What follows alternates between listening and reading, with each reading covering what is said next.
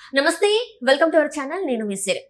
వివేకానంద రెడ్డి గారి హత్య కేసులో ఆయన అల్లుడైన రాజశేఖర్ రెడ్డి గారికి అయితే ఊరట లభించింది. సో ఇదే మరి సునీత గారి తొలి గెలుపు అనుకోవాలా?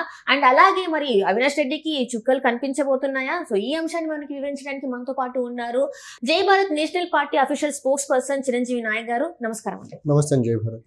సో ఇప్పుడు చూస్తుంటే ఇన్ని రోజులు అంటే వివేకానంద రెడ్డి గారి హత్యకి గురయ్యి 5 సంవత్సరాలు గడుస్తున్నా కూడా ఆ కేసులో ఎలాంటి ఒక పురోగతి లేదు, ఒక్క అడుగు కూడా ముందుకు వేయలేదు. కానీ ఇప్పుడు మాత్రం ఏంటంటే ఆయన మీద ఎవరైతే వివేకానంద రెడ్డి గారి హత్య కేసులో అంటే వాళ్ళ అల్లుడి పేరు కూడా అందులో ఉంది. సో ఇప్పుడు ఏంటంటే ఆయనకి ఊరట లభించింది అని చెప్పేసి అయితే వార్తలు వస్తున్నాయి. సో ఇప్పుడు మరి అవినాష్ రెడ్డి గారు నెక్స్ట్ స్టెప్ ఎట్లా ఉండబోతుంది? ఒకటండి, ఇప్పుడు ఆంధ్రప్రదేశ్ విడిపోయి ఆల్మోస్ట్ 10 years అవుతుంది. ఈ ఆంధ్రప్రదేశ్ అయిపోయి విడిపోయి 10 years అవుతున్నా రాష్ట్రానికి రాజధాని లేదు, రాష్ట్రానికి రావాల్సిన పోలవరం ప్రాజెక్ట్ ఇప్పటికీ పూర్తి కాలేదు, రాష్ట్రానికి రావాల్సిన రైల్వే జోన్ రాలేదు, రాష్ట్రానికి సీఎం సొంత జిల్లా రావాల్సిన కడప స్టీల్ ప్లాంట్ రాలేదు. వీటి మీద చర్చ జరగకుండా 2019 నుంచి టిల్ డేట్ ఈ రోజు వరకు ఒక వ్యక్తి హత్య చుట్టే రాజకీయాలు తిప్పడం అనేది ఎంతవరకు సమంజసం? అసలు రాష్ట్ర ఇంట్రెస్ట్ ఈ పార్టీలకి, వైసీపీ కానీ, టీడీపీ కానీ, లేకపోతే వైఎస్ కుటుంబీకులకి ఇంపార్టెంటా, లేకపోతే ఒక మర్డర్ చుట్టూ రాష్ట్ర రాజకీయాలు తిప్పడం రాను ఈ పార్టీలకి, ఈ వ్యక్తులకి ఇంపార్టెంటా? నాకు అసలు అర్థం కావట్లేదు. అంటే ఒక నిమిషం, ఎలా అంటే 2019 ఎన్నికలు ఈ మర్డర్ చుట్టూ ఎలక్షన్లు తిప్పి ఆ మర్డర్ ద్వారా వచ్చిన సింపతిని గ్యాదర్ చేసుకుని వైసీపీ గెలిచింది. గెలిచిన తర్వాత 5 సంవత్సరాలు ఆ మర్డర్ కేసుని బ్యాక్ ఎండ్ నుంచి జగన్మోహన్ రెడ్డి ఒక్క మాట మాట్లాడకుండా డీలే చేసుకుంటా, డ్రాగ్ చేసుకుంటా, కల్పరేట్స్ ని పట్టుకోకుండా జగన్మోహన్ రెడ్డి మిషనరీ మొత్తాన్ని అడ్డం పెట్టుకొని చాలా సక్సెస్ఫుల్ గా నడుపుకుంటూ ముందుకొచ్చాడు గవర్నమెంట్.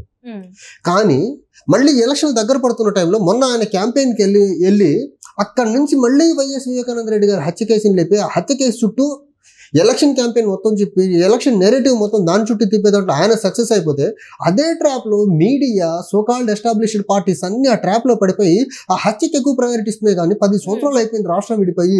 రాష్ట్రానికి 10 సంవత్సరాలుగా బీజేపీ చేస్తున్న ద్రోహం గురించి కానీ, 10 సంవత్సరాలుగా పరిపాలించిన వైసీపీ, టీడీపీల గురించి, వీళ్ళ ఫెయిలియర్స్ గురించి మాట్లాడే పరిస్థితి మీడియాలో కానీ, ఎన్నో మన ప్రజా సంఘాల్లో కానీ, లేకపోతే ప్రజల్లో కానీ అసలు ఎక్కడ కనపడట్లా. వైఎస్ వివేకానంద రెడ్డి హత్య చుట్టే ఈ రోజుకి రాజకీయాలు. ఒక వ్యక్తి హత్యకి ఇచ్చే ప్రయారిటీ ఆంధ్రప్రదేశ్ అభివృద్ధి పరంగా జరుగుతున్న హత్యకి ఇవ్వరా మీరు?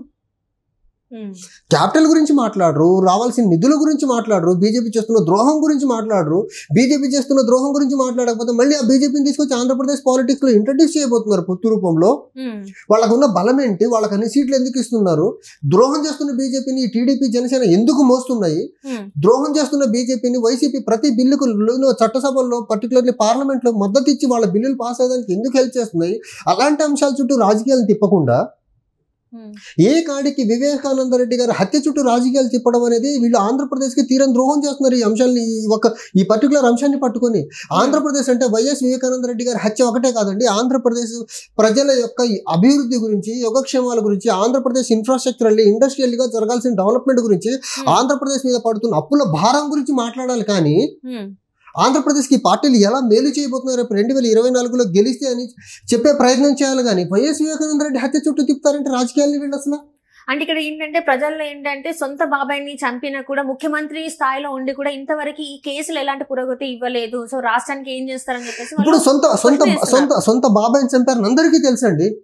అందరికీ తెలిసిన జరిగిన ఉప ఎన్నికల్లో ఎవరిని గెలిపించారు? మళ్ళీ ప్రజలు ప్రలోభాలతో వచ్చిన ఈ జగన్మోహన్ రెడ్డిని గెలిపించారు కదా. చిత్తూరు, తిరుపతి లోక్సభ బైపోల్స్ లో గెలిపిస్తున్నారు కదా.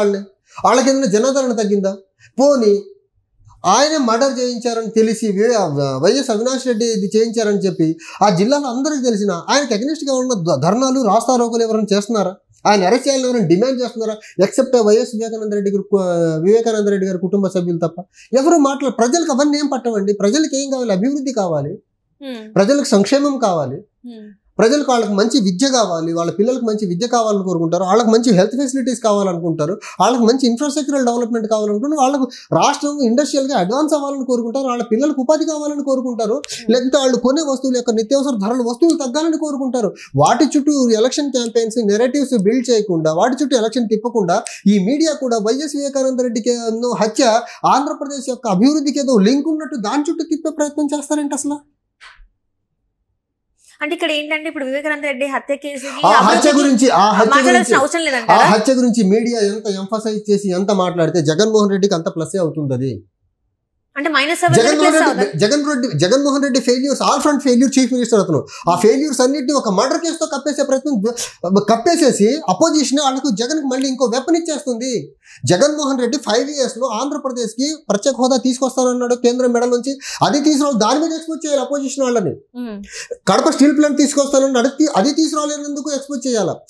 పోలవరం డెడ్ లైన్స్ పెట్టి మరి ఫినిష్ చేస్తానని చెప్పాడు, ఫినిష్ చేయనందుకు దాని గురించి ఎక్స్పోజ్ చేయాలి జగన్మోహన్ రెడ్డిని, వైసీపీ గవర్నమెంట్ ని.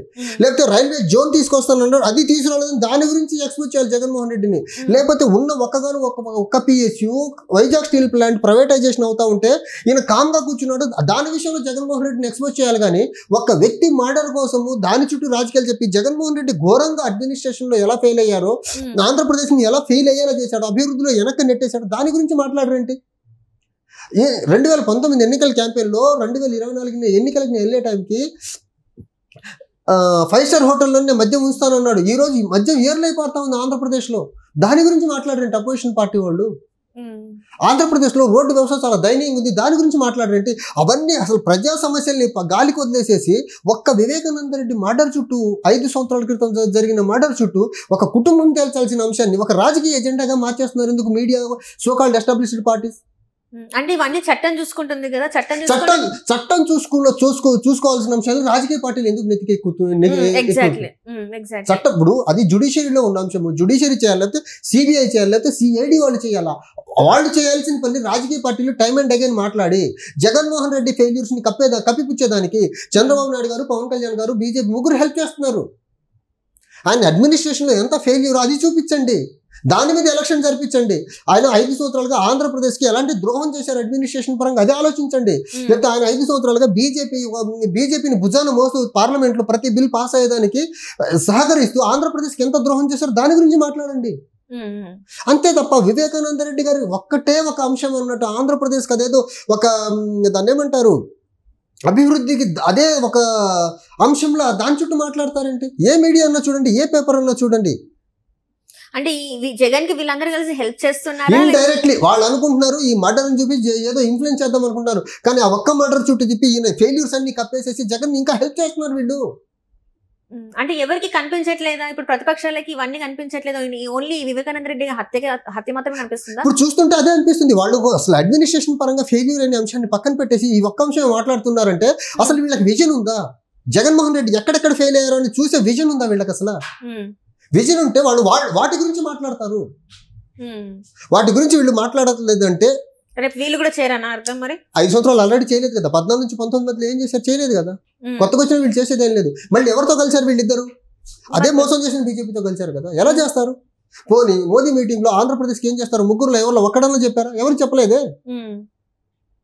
వీళ్ళకి ఈ రోజు కామన్ ఎజెండా ఏంటో లేదు. ఆంధ్రప్రదేశ్ అభివృద్ధి గెలిస్తే ఎలా చేయాలి అభివృద్ధి అనేది. సో మరి నెక్స్ట్ మంత్ లో ఎలక్షన్స్ ఉన్నాయి కదా, ఇప్పటి వరకు కూడా ఏం చెప్పకపోవడానికి కారణం ఏంటంటారు? వీళ్ళకి ఎజెండా లేదు, ఎలా ముందుకెళ్లాలో తెలియదు. బీజేపీ డైరెక్షన్ ఇస్తే ఇద్దరు ఫాలో అవ్వాల్సింది తప్ప వీళ్ళకు ఎజెండా ఎక్కడుంది అసలు? బీజేపీ చేసే మ్యూజిక్ డాన్స్ చేయడమే పవన్ కళ్యాణ్ చంద్రబాబు నాయుడు పని ఇప్పుడు ఆంధ్రప్రదేశ్ లో. For that matter Jaganmohan Reddy కూడా. వీళ్ళు ముగ్గురు బీజేపీ మిత్రులు. వీళ్ళు బీజేపీ ద్రోహం చేస్తున్న, ఆంధ్రప్రదేశ్ కు ద్రోహం చేస్తున్న బీజేపీని మోస్తున్న పార్టీలు ఈ 3 పార్టీలు ఆంధ్రప్రదేశ్ లో. తద్వారా ఆంధ్రప్రదేశ్ ప్రజలకు తీరం ద్రోహం చేస్తున్నారు 10 సంవత్సరాలుగా.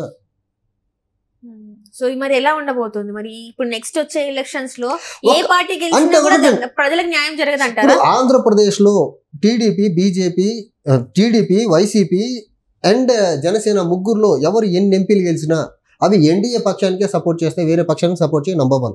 ఎన్డీఏ పక్షానికి సపోర్ట్ చేస్తే 10 సంవత్సరాలుగా మోసం చేస్తున్న బీజేపీని ఎన్డీఏలో మేజర్ పార్టీ కాబట్టి ఆ పార్టీ మళ్ళీ ఇంకొక 5 సంవత్సరాలు మోసం చేసేదానికి వీళ్ళందరూ గంపగుత్తుగా ఆంధ్రప్రదేశ్ యొక్క ఇంట్రెస్ట్ ని బీజేపీకి తాకట్టు పెట్టేస్తారు. నంబర్ 1. నంబర్ 2, వీళ్ళకి క్లియర్ ఎజెండా ఉంటే ఈ పార్టీకి ఎజెండాతో బయటకు వచ్చేవాళ్ళు.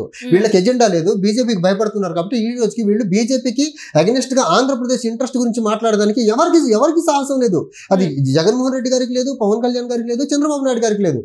అందుకనే అసలు ఆంధ్రప్రదేశ్ ప్రజలకు సంబంధం లేని అంశం వైఎస్ వివేకానంద రెడ్డి గురించి మాట్లాడతారు వీళ్ళు. Right thank you so much. Thank you అండి.